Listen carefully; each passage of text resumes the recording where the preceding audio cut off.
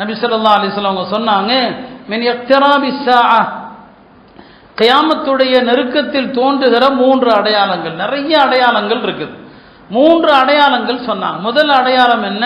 ஐயுரல் ஹிலாலு குபுலன், பிறை முதல் நாள் பிறையே பெருசாக தெரியும். மக்கள் சொல்லுவாங்களா, இது தலைப்பிறை அல்ல, ஃபயுகாலு லிலைலத்தைன், இது 2வது பிறையோன்னு மக்கள் சொல்லுவாங்க. உண்மை அப்படி அல்ல, முதல் பிறை தான். ஆனால் கியாமத்து நெருங்க நெருங்க அந்த முதல் பிறையே பெருசா தெரிவது கியாமத்துடைய அடையாளம். இன்றைக்கு நாம் அப்படி நிறைய கேள்விப்படலாம். தலைப்பிறையே பெருசா தெரியுது, இது 2வது நாள் பிறை, 3வது நாள் பிறைலாம் மக்கள் பேசுவாங்க. மார்க்கத்தில் அதுக்கு எந்த மதிப்பும் இல்லை.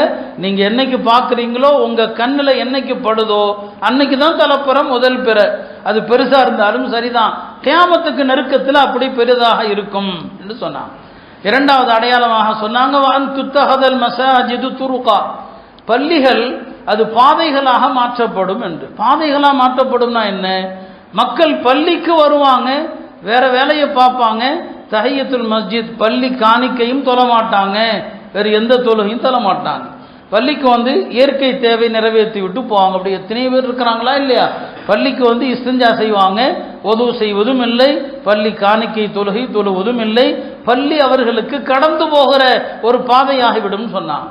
3வது அடையாளம் சொன்னாங்க, வஅய்யல்ஹர மௌத்துல் ஃபஜா, திடீர் மரணங்கள் அதிகரிக்கும் சொன்னாங்க.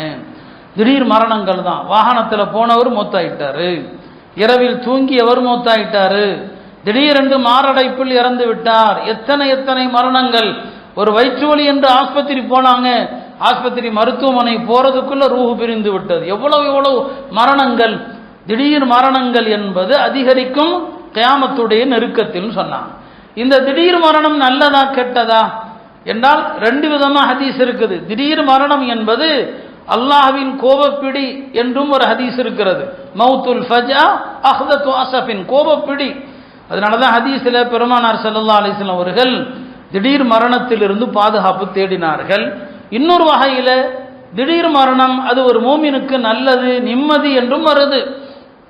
உலமாக்கள் சொல்லுவாங்க, திடீர் மரணம் சிலருக்கு நல்லது தான், திடீர் மரணம் சிலருக்கு கோபப்படி தான்.